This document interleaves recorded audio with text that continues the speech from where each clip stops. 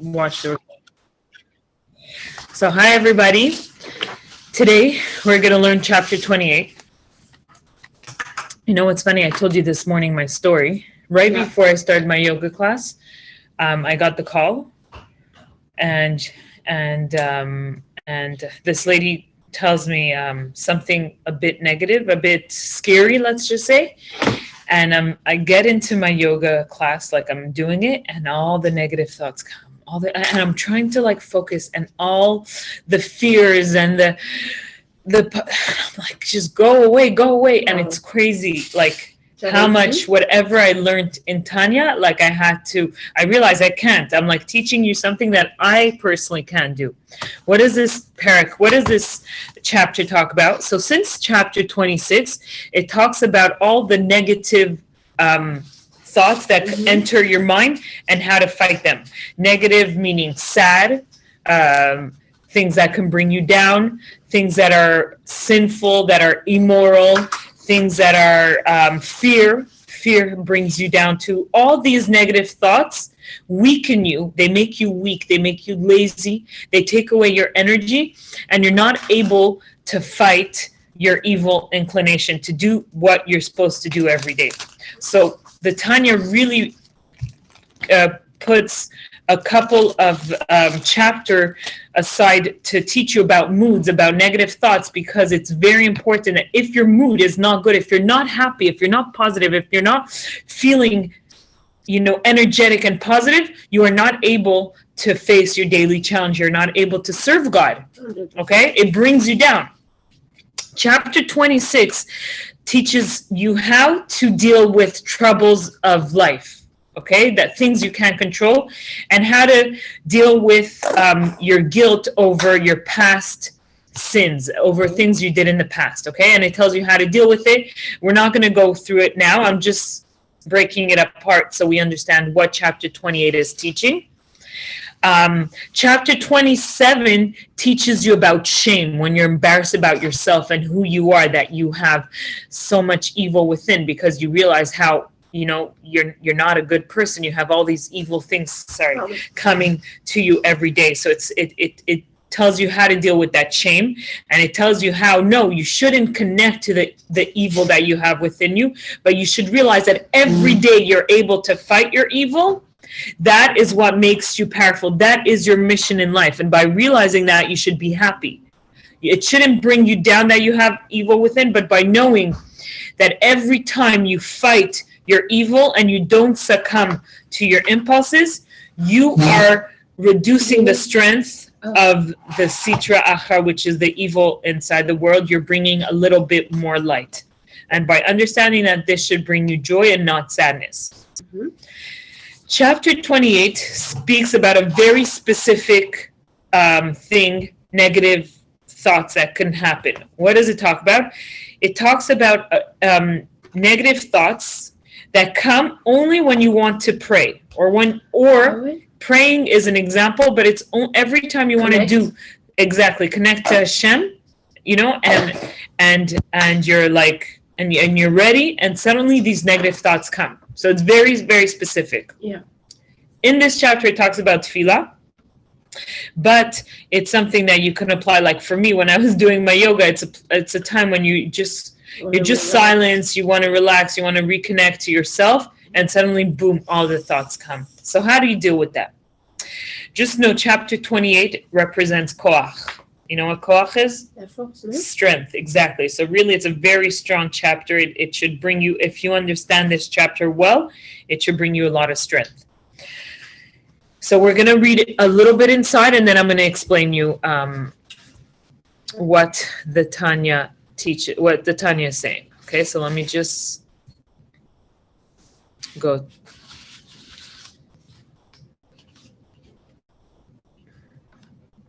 Okay. So, vafilu im noflim lo hirhure taiva su she'ar machshava zara es bishas havayda batara o batfila bechavana. Even if lustful imaginings or other extraneous thoughts occur to him during his service of God, in Torah or in prayer with kavanah, that means with a lot of someone who really wants to pray exactly with intention. Al yashis lev alehem ela yasiach dato mehen karega.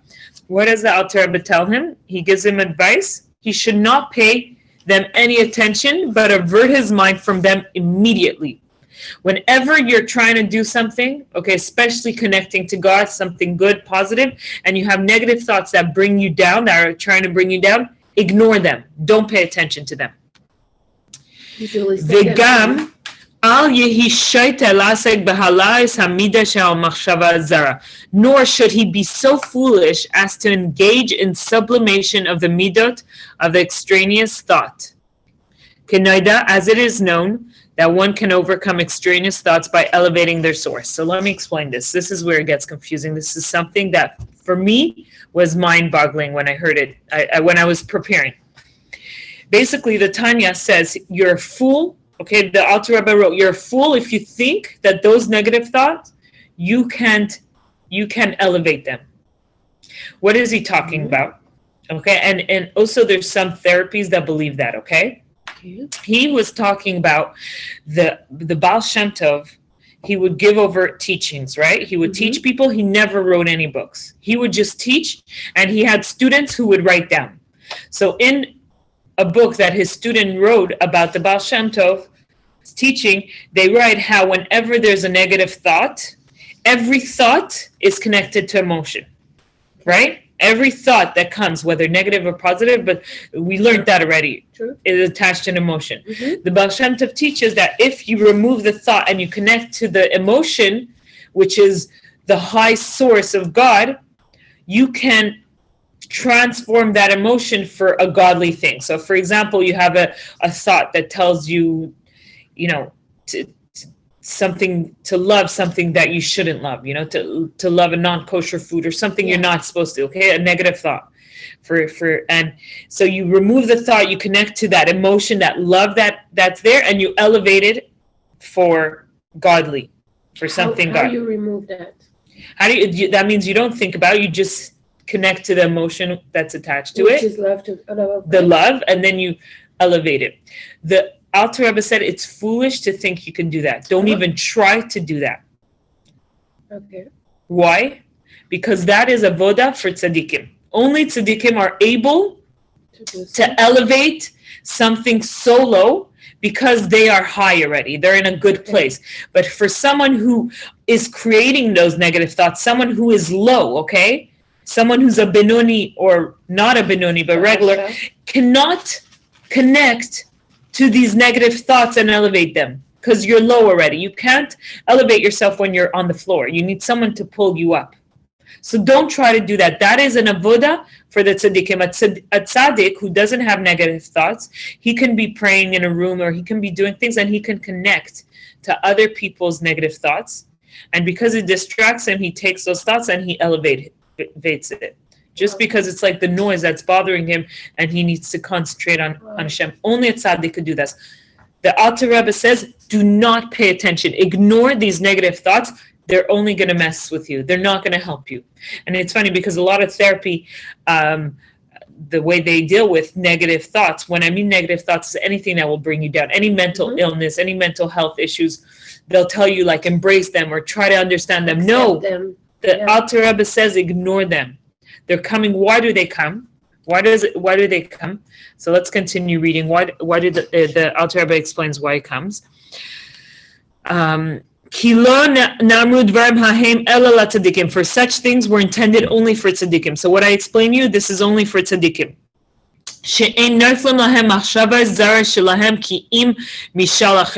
In whom do not occur any evil thoughts of their own, right? They don't have any evil thoughts, but only from the midot of others. But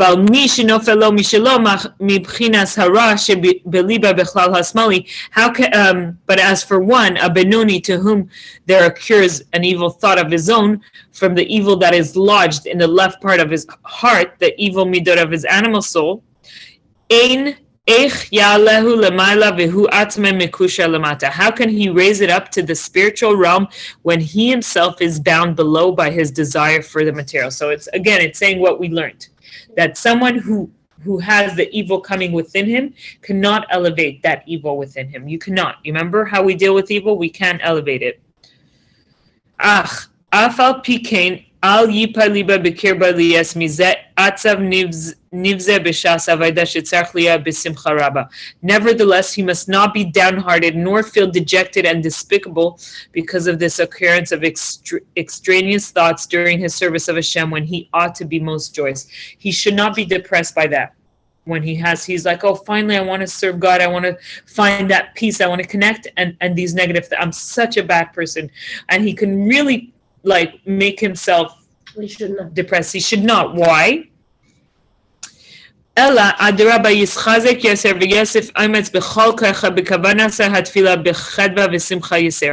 the contrary, he should draw fresh strength and intensify his determination with all his power to pray with concentration, with even greater joy and gladness.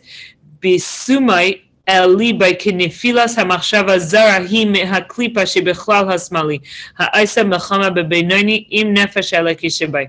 In the realization that the foreign thought which occurred to him derives from the klipa of the left part of the heart, with wages war within the Benoni against the divine soul within him. Okay, let me explain this. He should realize that the only reason why he's having these negative thoughts is only because he wants to pray. Okay. If he didn't want to pray, those negative thoughts wouldn't come. Mm-hmm. Because they're feeling that he's about to connect to God and he's about to become holier, they want to fight it. And they're going to come and fight it. And instead of becoming depressed and connecting to that thoughts and saying, I am those thoughts. No, you're not those thoughts. Ignore them and give yourself more energy to connect to God and to be able to pray with kavanah. Yeah. Anytime you're about to do something good and you feel like you're blocked, this is when you this is when you know that the good thing, you have to fight for it. This is when you know that this thing is really, really good. Okay. It's because the negative, the evil within you is going to stop you and is going to fight because they don't want you to get there. Exactly. So by understanding this, it's so interesting because when I was preparing the class, I always questioned myself, like when I deal my personal battles, I'm always like, am I more this person or am I more that person? Am I more a giving person or I'm just pretending? I'm more a selfish person, but I just know it's not good. So the Tanya teaches us, don't identify with the evil within you. The evil within you is just to stop you from being who you really are. Identify with your godly soul. This is who you really should connect to. Do we have access to it? Of course we have access to it. This is what the Tanya is teaching us, how to have access to it and how to recognize our godly soul. Yeah. I mean, I hope so. Non, c'est sûr, mais pour moi, le Tanya, dès le début, on a dit qu'on n'était pas des tzaddiks. So for me, we never. Okay, but no. Okay, so maybe I taught it wrong. But the Tanya taught us how we have a godly soul and it's imprisoned. It's covered up. It's true. Because our as soon as we're born, our animal soul takes over, right? Instincts of hunger, of whatever, like a baby, is going to cry when he's hungry. Like it's going to be first his animalistic instincts. And as the baby grows, as the child grows, education refines them. And as you become an adult, you're more refined. How do you connect to your godly soul? Is by doing Torah and mitzvot. Yeah. And how do you do that? Not how do you do that. And by doing Torah and mitzvot, you can connect. You can connect to your godly soul. Exactly. And what does your godly soul crave? Is to be connected to with God. It's the love and fear. That's what we learned. Now, reality is only a tzaddik can rid of his evil. So us, no matter what, we're always going to have a battle. True. Some people, most people who are not Benoni, they're probably their battle is that the evil inclination is going to win most of the days. But a Benoni, which is what most of us can reach, is someone who is able to fight the evil within him, that he will never sin, but he still has the evil within him. So the battle is going to be constant, but he will never fail that war. Now, chapter 26 to 28 teaches us how not to be depressed about it, because it really can bring us depressive thoughts, whether you're a Benoni or whether you're an evil person too, right? Or evil. it's a horrible rasha, exactly. Yeah. I don't like saying an evil person. So here the Tanya is telling us, even if we succumb to the evil, we have to know that this is not who we really are. And remember our godly soul. Exactly. We are a godly soul. Wow. We are good. You know, when it says every human is essentially good. Who Anne Frank, I think. No, it's my phone calling. Every human is essentially good. I really, really, truly believe in it. It just, first of all, people don't understand. They identify maybe with their negative side more. They're like, no, this is not for me. I'm not religious. No, it's not about being religious or not. Everyone has a godly soul, and every soul wants to connect to God. After, not everyone has the skill, not everyone has the knowledge. Not everyone calls it God. Some of them calls it nature. Or whatever they want to call it, but they all aspire to. Exactly. And higher. The point is that we should never identify with our negative within us. Yeah. Those are things that are just there to stop us from our mission. And the stronger they fight for us when we're doing something, that means the more important that thing, whatever it is to do. When you fought for something, you know that whatever it was meant to happen. So over here it talks about tefillah, because I think tefillah is one of the biggest struggle. At least for me, I struggle a lot with prayer. I have a very hard time to pray. Every time I just, my mind goes away. Like I can't just the focus. I don't know if it's a mother thing, but no, it's something I struggle personally, and I work on, and I try to do a little bit of prayer every day. You know, every morning I do my morning brachot, more than that. It's like it's called morning prayers. But to add more than that is a struggle. And even my morning prayers, like my struggle is I have to concentrate because I'm always doing my kids' things and preparing breakfast and cleaning up. And I'm like, no, I just have to sit and read. So that also is, so it's a struggle, and it's a real challenge. Like when the Tanya says it, these are real challenge that you face, and that it's not because I'm teaching that I'm able to overcome these things. But what was new in this chapter 28 was that the Alter Rebbe, he says, ignore them and don't try to embrace those negative thoughts. Many times you have these negative things that come to you, and after a while you're like, okay, forget it. I'm not going to fight it anymore. I'm just going to, try to understand it, what it is, what's the emotion that I'm feeling. But the Alter Rebbe tells you, really ignore them. Like the teacher I was learning it from gave an example. Like imagine you're somewhere, right, and you need to get a job done. You need to get something done, and there's this annoying person that comes and starts asking you questions and talking to you, and you're like trying to run and do something, and they keep on slowing you down, and it's really that. What's the best way to react to this person? Junior. You ignore. Exactly. You don't fight it back. You don't listen to it and try to understand it. You ignore and you do what you have to do. And he says with a stronger energy and with more kavanah, you try to do it, and it should not bring you down, because you should only know that these thoughts are coming only because you're praying. It's not who you are. You are not negativity. You are not evil. You are not these thoughts. Don't identify with negative thoughts.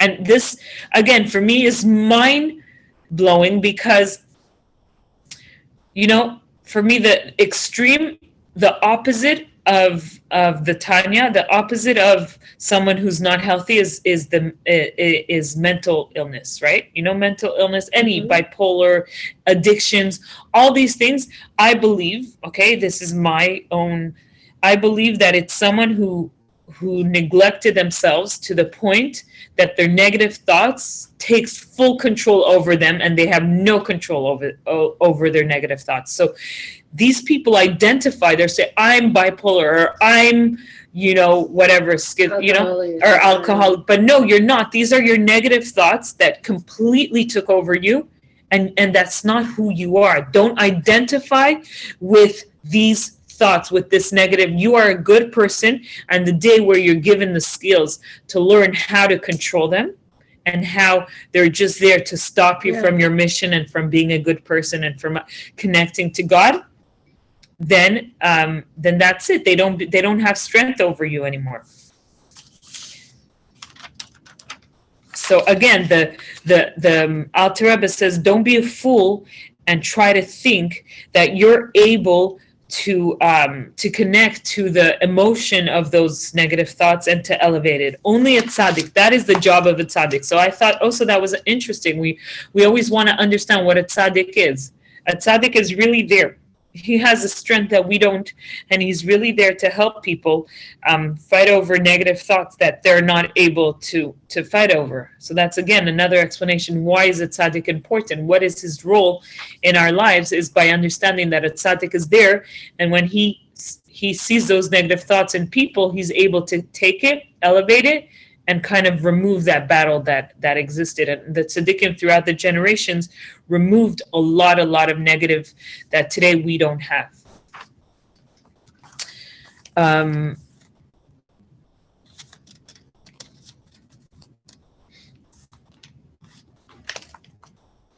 What else? Let me continue. Let's read a little bit more inside what the Tanya says. It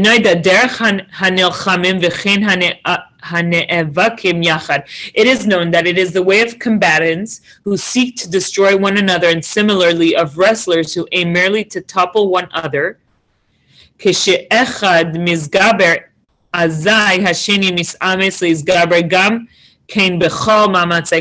know that when someone fights, that when one is gaining the upper hand, the other likewise exerts himself with all resources of his strength in order to prevail.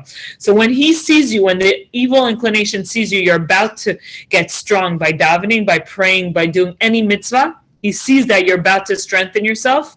Everyone has their own things that will connect them to God, that will make them stronger. He will take everything possible to fight you, right? When you see two people fighting, so it's a normal thing. It's a normal reaction. It's a natural, in a way, it's almost natural that the body reacts like that. Therefore,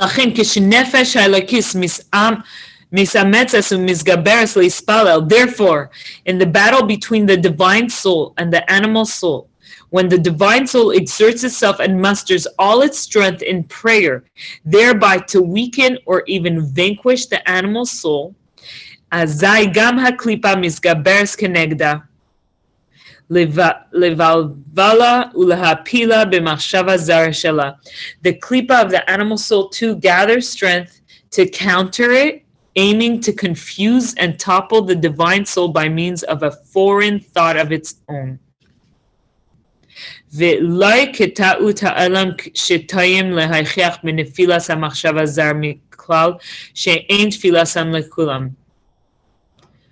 So the animal soul, he feels the danger. He feels like you're getting stronger. You're about to do something, and he will increase, and he will find every trick and everything that he has in order to make sure that you will stop praying or you will stop doing what you have to do.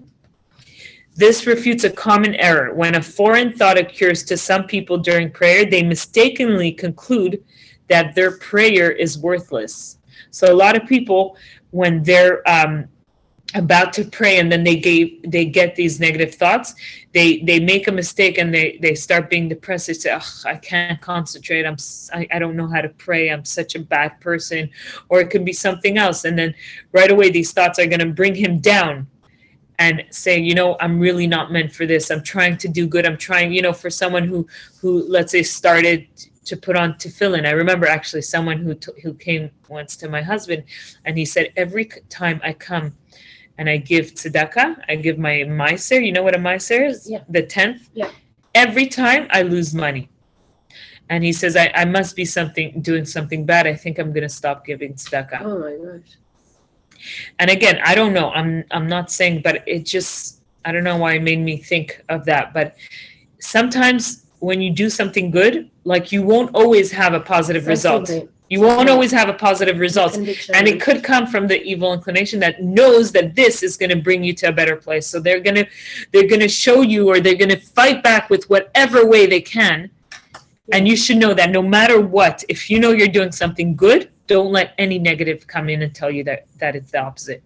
If you know you gave tzedakah, if you know you're praying to God, if you know you helped someone, if you know you did a something that was beyond nature and that was really a good thing, and you have things that are bringing you down and telling you, no, maybe I shouldn't be doing this, maybe I made a mistake, maybe I'm not worthy. This is just coming from the evil inclination. And the way to deal with it is ignoring these thoughts and going and continuing and taking more effort to go above it. So for that person who's trying to pray and is getting all these negative thoughts, he's going to think his prayer is worthless. For if one prayed properly and correctly, so they mistakenly believe, no foreign thoughts would arise in his mind. They really believe that, no, if I did the right thing, no bad thoughts should come into my mind. Someone thinks, yeah, I did the bad thing, nothing bad should happen in my life now. I did the right thing. They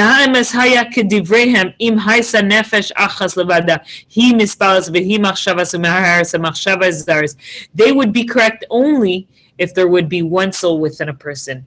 The same soul that prays being also that the one that thinks and ponders on the foreign thoughts. So if you had one soul, that would make sense. But because you have two souls, just know that anytime you do a good thing, that second soul is going to try to fight it. But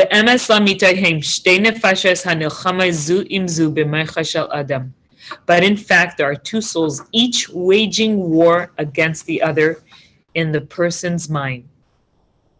Each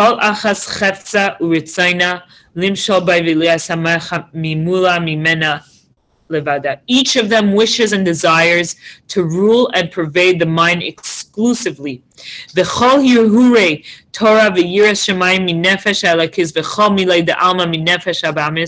All thoughts of Torah and the fear of God come from the godly soul, while all thoughts of worldly matters derive from the animal soul. Except that the godly soul is closed within it. So except that the godly soul is closed within it, within the animal soul. Let me just understand. All thoughts of Torah and the fear of God come from the godly soul, while all thoughts of worldly matters derive from the animal soul, except that the godly soul is closed within the animal soul. Okay? Therefore, the godly soul cannot ignore foreign thoughts. Okay, so what's the difference? Like you said, what was your question before you asked? How do we could access? So why is it so hard to access to the godly soul? It says, which is interesting. It said the godly soul is closed within the animal soul. Right. Okay, animal soul is in our blood. It's like our body. It's all our bodily desires. Okay. And our godly soul is closed within it. So it's going to feel, it says, therefore, the godly soul cannot ignore foreign thoughts rising from the animal soul, and thus foreign thoughts disturbs one's devotion and prayer. That's why we can't ignore, and it's going to disturb us. Vehu kemashal adam hamispalel b'kavana ve'amed lenegdei aral rasha u'mesiach u'medaber ima kedei levalvela. So he brings this example that I told you. This is to use an example like a person who is praying with devotion. While facing him, there stands a wicked heathen, okay, someone annoying, who chats and speaks to him in order to confuse him. So you're trying to pray and someone's there talking to you, that annoying person, okay? It's really that example that he brings. Surely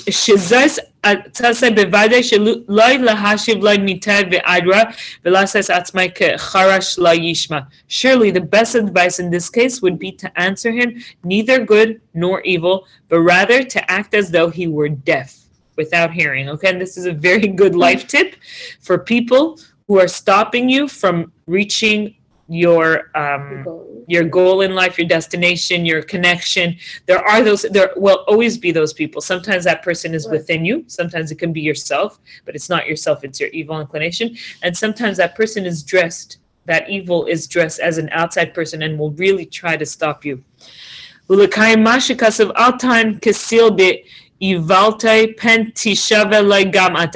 to comply with the verse, answer not a fool according to his folly, lest you too become like him. So never answer a person like that, because you might become like him. You always ignore. Just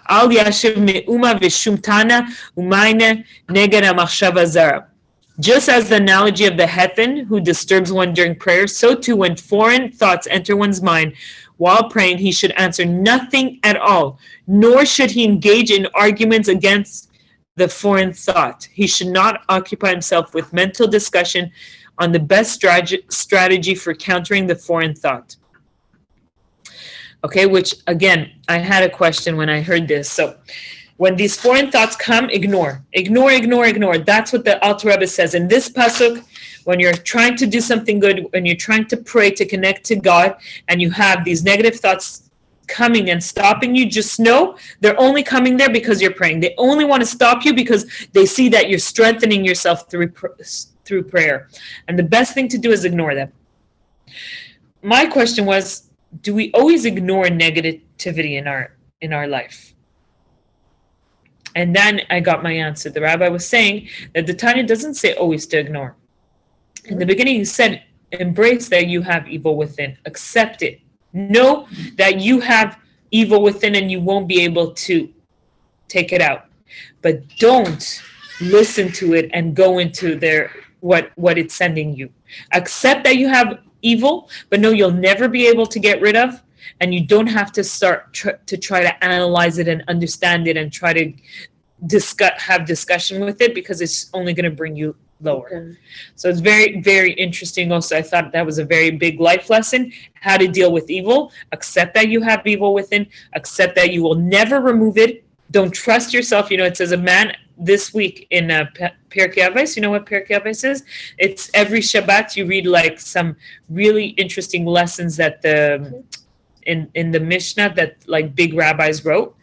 And it says, don't trust yourself until the day you die. And that for me, when I read that, I was like, wow, this is Tanya. This is the Tanya telling you, you'll always have evil within. You're never going to be able to get rid of. Don't say, oh, I overcame this. I'm never going to fall again. Don't trust yourself. Don't trust yourself. Know that you have that and be okay with that. Don't be sad about it. Again, the Tanya teaches us how we shouldn't be sad because we can't change that fact. And the fact that we have evil within us is only to make us stronger and to make us better and only to fulfill our mission. So we should rejoice that we're able to fulfill a mission that nobody can do besides us. And when that evil is trying to stop you from doing what you have to do, which is praying to God, which is doing some good things, and they're coming and sending you these negative thoughts to bring you down and depressed, ignore them.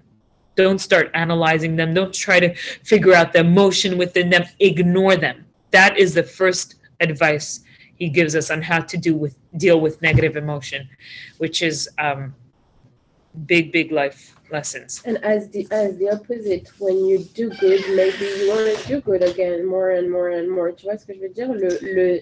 Like the way you ignore negative thoughts, the same way when you do good, you have positive thoughts. Very and good. You're motivated to do more and more. Moi, je pense que when I pay attention to those big generous people doing, the more they do, the more they give, the more they want to do. And so for sure, the more, so I think that's going to talk later, that there's two ways. There's ignoring the negative, that means keeping away from bad. And then there's aseh tov, which is focusing on doing good. So there's two ways. And again, from this chapter, we learn how to identify with our good within and to know that our negative thoughts are not us. They don't belong to us. They're just there to stop us from doing the right things. Yeah. So yes, a very powerful chapter. And hopefully next week we'll have more people on our class. Wow. How come